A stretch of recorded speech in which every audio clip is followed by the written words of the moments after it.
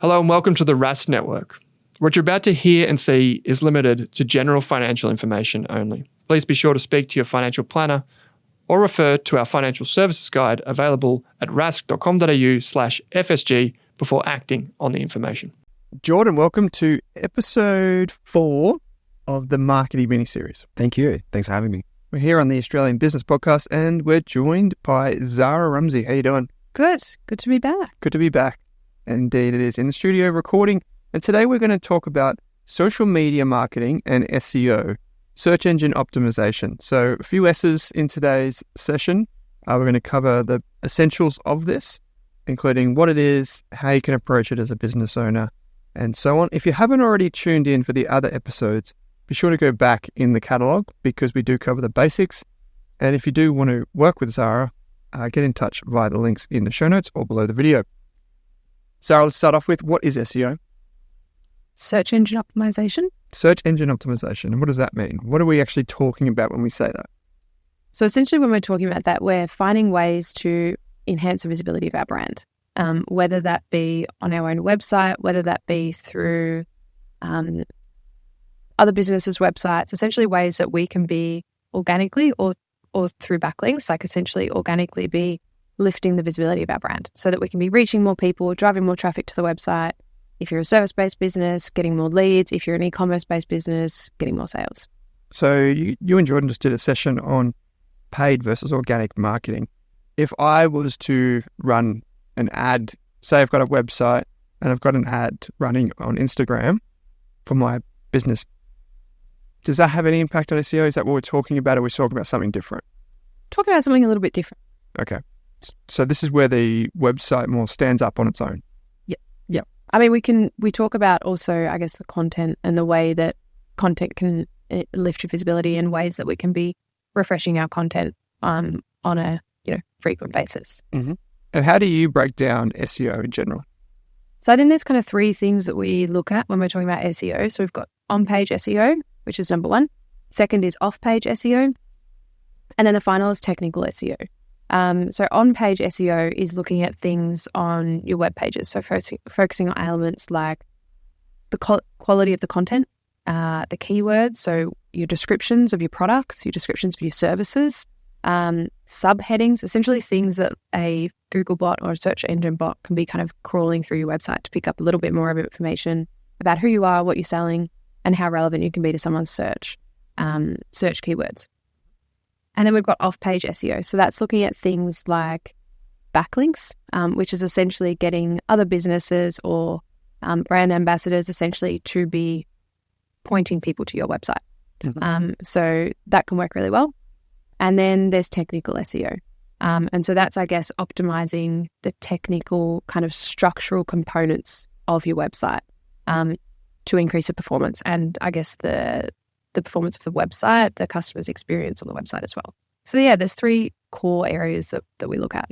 So on-page, off-page, and technical. Yeah. I know a lot of we had Matt and Liz Rudd talk about buying websites on the show recently, and they talk a lot about, and through their literature and their podcast, they talk a lot about how to structure for SEO and basically being like the billboards of the internet is what websites are. And I feel like that's kind of what we're talking about, is like getting your billboard in the right spot so the most traffic goes past it. Totally. Yeah, I love it. And it's one of those things where it does seem a bit murky to some people, right? So it does get a bit tricky to measure success. Yeah. Speaking of, if we are building a business from the ground up, let's say we've got an allied health business, a plumbing business, whatever business you want to take, a lot of people would have to write content to start ranking for SEO, right? Yeah, so looking at things like blogs is a really great place to start. So not to mention that you're, again, providing education and free value to your customers, but then you're also helping, again, all of that kind of like on-page organic SEO so that you're kind of appearing more relevant to your customers and higher up in that. Cool. And what tools do you use in the SEO space? Yeah, there's a lot of different ones you can look at. And I think, SEM, like Rush is a really good place to start. Looking at things like Yoast, SimilarWeb are really great places as well. I don't know, do you guys use anything else? I use SEMrush. Tell us the story, Jordan. He was just telling us off air, everyone. You actually missed it. I left out a bit of that story. So I wrote this article based on, I did some keyword research and found some low difficulty keywords. Tell us what they were. OnlyFans tax in Australia. Daniel wrote it. No, he didn't. I'm not going to throw him under the bus. So I wrote this article about how it all works, and I actually missed a step, and I forgot to index it. So I've written this article, and it was months and months, and I wondered why it wasn't coming up, and I thought, it must just be a terrible article. And I was doing some learning around it on YouTube, and I was like, far out, I've missed the indexing, like going into the console, Google console, to index it, and I haven't clicked index, and that's why it wasn't ranking. So it's now been indexed, and I was showing you before, there's been a few clicks on it. So I've had 6 clicks. So if your business is an OnlyFans and you want to know how to do your tax, hopefully Jordan's article from Grayspace comes up. I'm shaking my head if you're listening and not watching this. Well, lad, hey, OnlyFans, a legitimate business, and it's sole traders, right? Yeah, that's it. They've got PSI income sometimes, so yeah, get in touch. And PSI, man. Personal services income. Interesting. Okay. But yeah. But that's how you can rank. You can find your niche and you can rank. So well done to you, Squire. So in terms of tools, I don't use SEMrush as much because it's so expensive, but I do use a lot of SimilarWeb stuff to get a sense of competitors, where you can just, even if you just want to get a free trial of this, you can go and test out your own website. You don't need to get a paid sub. You can just use the free version for a little while just to get a sense of what it does. But SimilarWeb is a way to compare your business against other businesses. So you put in your URL. If you've got a new business, don't chuck it in because it won't show anything. It needs like a few months typically to start ranking in SimilarWeb. Definitely use Google Trends. If I could think about if I think about a marketing funnel, Google Trends is like when you're planning content. So it's like the very top, like if you're like, what's trending right now kind of thing in Google search. People don't think you can do that. The next thing I would look at is Google Search Console. So that's like if let's imagine you're Googling like Taylor Swift, super hot right now, right? A lot of people are going to be putting that in Google. So that's going to be straight up the top in terms of the trends. Like she's hot and she's trending, right? Like it is happening right now. And for good reason. And for good reason. With mania. Yeah. That's it. She's great, right? And then if you go into the search results, what you'll find is if you just searched from Google, you would see like all the list of the top results. You probably have a website at the top or ticket sales at the top. But what you can then do, for what Google Search Console tells you is in that particular search like landing, like on that search result, where do you rank and how are you sitting in that list? Then if you go one step further, you've got Google Analytics, and that's where people actually land on your website. And what are they doing when they're on your website? And then from there, you can also see the Search Console results. So like, how do they get to your website from search? And I think all of those three combined, it's just Google's tools. They're all free. Anyone can use those. Other than, say, using SEMrush, which we just figured out is like 100 and what a month? Yeah, something 160, 170. 170 a month, say something roughly. Say it could be 10,000, who knows? But it's expensive. So what I would say is that, I would definitely SEMrush as the industry standard as far as I'm aware. Sorry, you may know different, but I would say you don't need to do that unless you're taking your game seriously serious. Yeah. Yeah. There are plenty of other free tools. Okay. So we've got like keywords and things like this. We were just talking about your OnlyFans blog. That was updated in 2023, right? Yes. Yeah. Yeah. Okay. And have you updated it since? No, I haven't. Okay. But it's working a little bit, yeah. Getting clicks. So you put the year in the title, right? Yeah. I watched I can't remember the guy's name on YouTube, and he mentioned it's really good to include the year. Absolutely, it is. In the title, and make sure the slug's good. That's the URL for anyone playing along at home. Yeah. There's a few other key things. Yeah. So URL, title, image that you put with it. You want to name the image. Yep. But you could make it 2024, and you should do that probably like a month or so before the new year. So is that something you should do for all your articles if there's a date reference? Oh yeah, you should definitely go through and audit all of your top articles. Yeah. Like definitely. Like we find that our evergreen content at Rask is still contributing like 80% of the traffic. Yeah, your traffic's crazy. That's awesome. And then you at the end of the year, like if we've got like top brokers, like top share brokers for 2024, then at the end of this year, you'd go top share brokers 2025 and update right at the end of the year. Oh, you're looking up my SCM. Oh, geez. Okay, next question for Zara. So while Jordan just reveals everything about Rask, let's switch to social media marketing. Mm-hmm.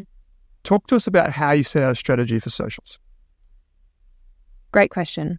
I think initially what we want to do is look at, I guess, where your business is currently sitting. What kind of content are you currently creating? What sort of content is resonating with your audiences? What are your audiences engaging with? What are you getting the most, likes, comments, reactions on?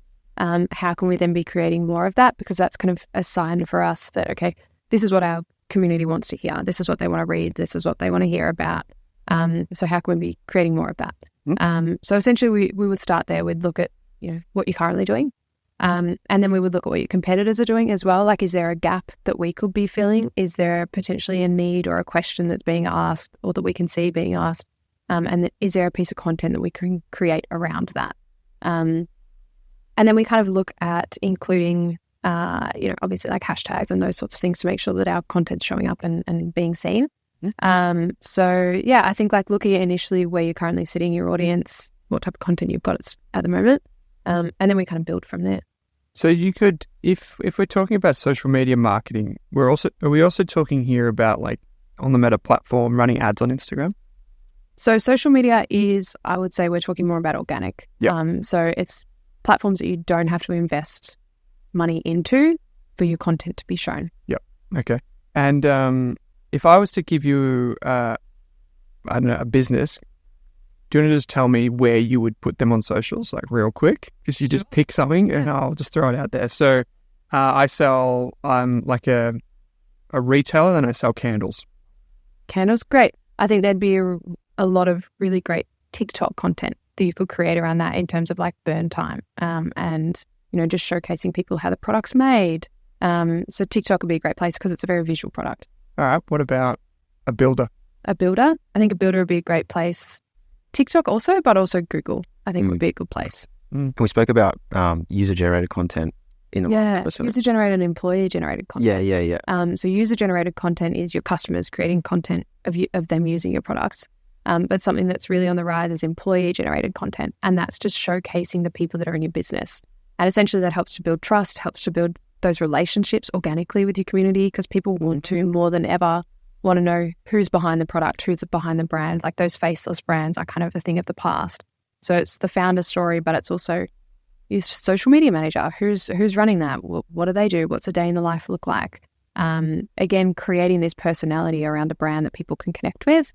And then once you've kind of built that equity, then it really helps to kind of, it's a softer sell, like no one wants to be sold to and have a product thrown in their face. So it's building those relationships. So then when it does come to that product point or that pitch point, they're already engaged and they already want to buy from you because they like you.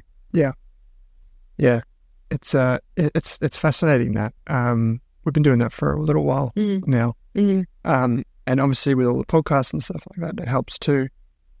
It's fascinating because we were talking to Hardy from the Inflection community a few weeks ago about how I gave him a tip of like, maybe you should have a photo of yourself because he's a lawyer. Yeah. Maybe have a photo of yourself on your homepage. And then someone else in the group was like, well, maybe that can be tricky to escape from in the future because you end up with too much personalized content and there's a whole team and a whole business behind, not just him. Mm-hmm.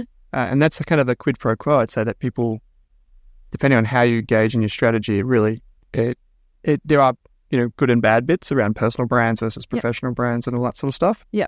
Yeah. And I think there's also, there are business owners out there that don't want to have their face as for the business, but I think there's ways that you can then incorporate that without not necessarily showing your face, but it can be looking more at like behind the scenes. If you're an e-commerce brand and you're just, creating children's wear and it's your first collection, then it can be about like the story behind, how did this brand come to fruition? Yeah. What does that first day on a content shoot look like? What are some of the things that 5 biggest mistakes that I made in my business journey? Because that's engaging content that people want to know about anyway. Yeah. So, and then it's like some of the most successful things that I've done in my business. So it's ways I think that you can still share what's going on in the business, creating that relationship, building that equity with your customers and your community without necessarily putting your face in front of the camera. And I guess when you're deciding on what platforms to use, what should you be thinking about? Great question. And I would be looking at your audience, like who's currently buying from you? What does that demographic look like? What is that age group? And where are they predominantly spending their time? Is it a younger demographic? Is it, women in their 50s? Is it, what is that demographic for you? Where are they spending their time? And then that's kind of where we're looking at investing and what content we're creating for that platform. And will that dictate the platform that you use? Yeah, I think initially, particularly for smaller businesses, it's a really good place to start. And then you can build on that. Then you can incorporate more channels and more platforms and different styles of content as well. So we're recording this at a funny time when the US president had just signed into law something that required ByteDance, which is the owner of TikTok, to divest away from China, which is going to be really interesting to see how that plays out. So when you think about any type of marketing, maybe just we could keep it in the realms of socials or however you want to think about this, just in terms of like emerging things that businesses should know about. Is there anything that's at the top of your list? SMS marketing. And I think it's been on the rise for a little while, but I think it's more widely, known about, considered. I think people are more aware of how to use it effectively and ethically than maybe they were 12 months ago. I think when we're thinking about SMS marketing, knowing that you're sending a message to somebody in a place that is very much a place where they get messages from their loved ones, friends, family, those sorts. It's not an email platform, and it can't be treated in the same way. So the way that we might, be open to sending weekly emails to our community, we can't be sending weekly text messages. So it's more so thinking about like, what is the most valuable piece of communication? Are we doing a sale? Is it a Black Friday sale? Those sorts of things. Have I got a new service on offer? Have I recently, run a service for this customer, and maybe I just haven't engaged with them for the last 6 months, but I know that they installed a water filter and I know that the water needs changing, or I know that filter needs changing. So how can I be connecting with them? Maybe that makes sense to be a text message. So I think SMS is really important. The data that we're getting around SMS is stronger than ever before, and the conversion rates are super, super high, more so than email marketing as well. And so I think coming into 2024, like making sure that when we are using it, it's super ethical. Yep. It has been used unethically. Those scams, those toll scams. Don't know what you're talking about. I got a message just before from something saying that my delivery was late from Coles Coal. Yeah. So they're out there. Here we go. Your Coles account, 3,022 points, is about to expire. Please redeem. And then you click on this link and it's got coalpunt.live/au. Yikes. Anyway. Take my money. So, yeah, I mean, it's obviously super powerful, and you could do that through like your standard automation suite, I guess. Yep. Yeah, absolutely. Most of the automation softwares, particularly when we're thinking about like email marketing, most like Klaviyo, MailChimp, those sorts of things, ActiveCampaign, there's all accessibility, whether it be through the platform itself or using integrations like Zapier that can make it possible. But yeah, definitely places to do it. Yeah, cool. In terms of customer service via social media, is that something you see a lot of? Not enough of. I think there's a lot of area of opportunity for businesses to be organically connecting with their community, whether it be through, you get a new follower, and obviously depends on scale, and there's software and tools that you can use to support with these automations. But, when you get a new follower, engaging with them. Hey, thanks so much. I noticed that you've just recently followed my page. Maybe it's a business coaching company. Hey, I noticed you recently followed my page. What's your e-commerce business, or are you in the startup phase? Again, just kind of starting that interaction, starting to have that conversation, and then there can be a bit of a back and forth. And there's a lot of software out there that automates all of that for you. But I think, if we're looking at even just from a content perspective, how can we be posting stories that we can be, can we be posting polls and organically connecting with our community in that way and having a bit of a back and forth?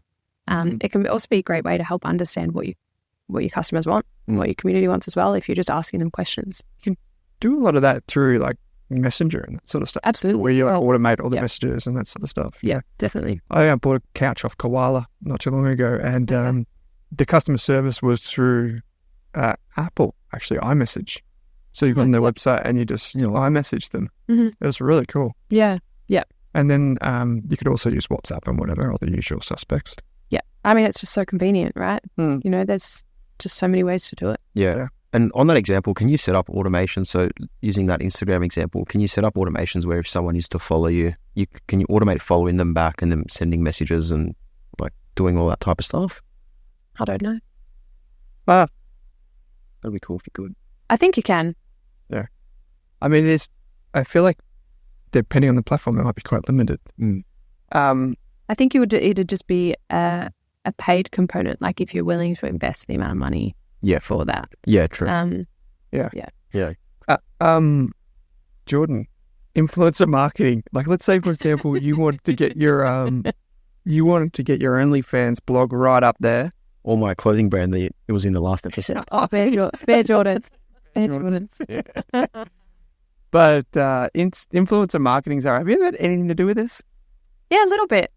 Particularly, I think there was kind of a massive wave of it, and then it kind of dropped off a little bit when I think influencers started just saying yes to every business and every collaboration, which then kind of took away the genuineness of that piece of content being created.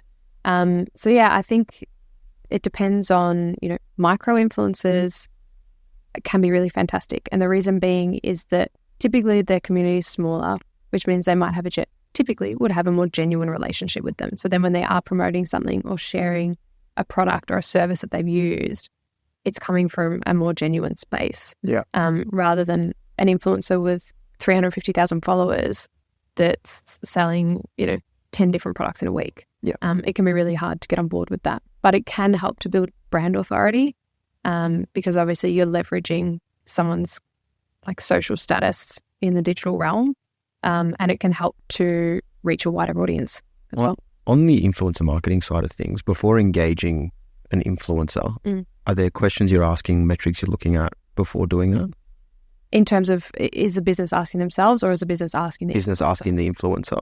Yeah, definitely. And, a lot of the time, if they're operating from a really transparent perspective, then they will have metrics that they can share with you from previous clients that they've worked with. Yeah, as well. It's like sales history, engagement, all that type of stuff. Yeah. Yeah, cool. And how important is video content in the social media space or the social media strategy? Huge, so big. Everyone consumes video content these days. It's the way that we prefer to consume content as well. So it's the way that we digest information. It's something that you can listen to video content whilst you're doing something else.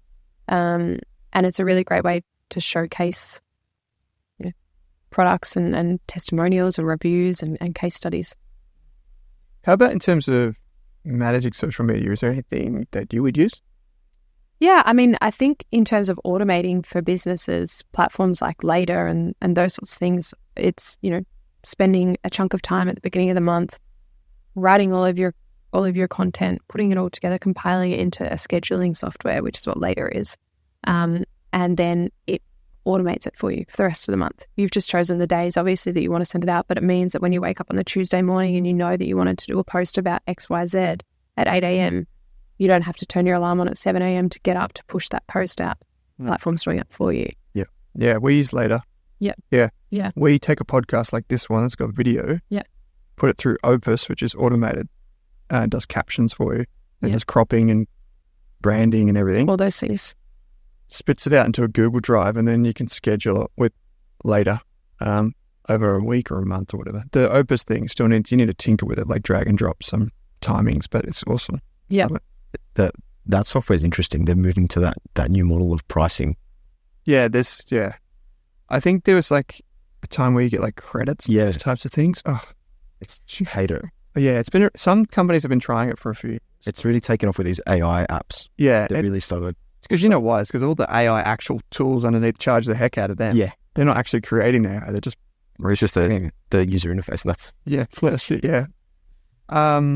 Okay. Do you have any examples of businesses that have used social media in marketing strategies? Yeah, loads. And I think it's when you're using both organic and paid together that you do see a lot of success. If we're thinking about organic, community engagement, whether it's be connecting through Facebook groups, whether it's finding online forums, providing advice to business owners in those Facebook groups. Maybe you sell a product for new mothers. And so joining a new mums Facebook group is a really great place to find out what mums want, like what problems that they're facing, what are the pain points that they're experiencing within the first 6 months of having their child. And is there a way that your product can alleviate those problems and support those new mothers? And then also being able to share advice. Maybe you are like a psychologist and maybe you can help new parents going into that stage of their life. I think there's just so many options in the organic space outside of just creating content and posting it on social media that you can be building up your organic audience and building those relationships. And I think it's just so important. I was going to bring up the other example. Which one? Never mind. I can't remember shit. Joining different groups. But it's a valid strategy, right? Like social media, particularly for brand. Like I remember like 5 or 10 years ago, people would just Google someone's website. They'd be like, is it legit? Right. Yeah. And now it's kind of like, do they have a social media presence? Like, can I find them somewhere? So many more touch points. Yeah. A lot of restaurants, a lot of fashion brands basically just rely on Instagram these days. Totally. Right? And I think it's something that when we start talking about paid ads, I see a lot of businesses drop off on the social media front. It's like, no. It's like, keep doing it because it's doing really well and it's got you to where you are now, It's not something that you can't keep doing a copy and paste of what you've done to get you any further than where you are. Obviously, you then have to start diversifying and incorporating paid ads and looking at SEO and those sorts of things. But don't stop your organic marketing because that's building those relationships. It's educating. It's also got you to where you are. You've got a really engaged audience. So let's just keep building that. Let's keep connecting with those people. If you want a brand audit or to sit down with Zara and do a strategy session on marketing, we do have a link in the show notes so you can do that. And there's a huge, sweet discount there. No influencers involved other than maybe the three of us. But come along and get in contact with Zara, book in a call, and just see what inflection marketing is all about. We've got a couple more episodes, but we do have a Q&A coming up. So please reach out to us. Send us your questions. Anything SEO related, anything insert marketing related. We can have a crack at it. And if you give us more context around it, like what's the problem you're facing, what are you trying to do, we will be able to get Zara onto the case. So Zara, heaps of fun. Thanks for joining us. Thanks for having me. Thanks, Zara. Thanks for watching this video on the Rask Network. While you're here, don't forget to like and subscribe so you can get videos each and every day on business, finance, investing, and so much more.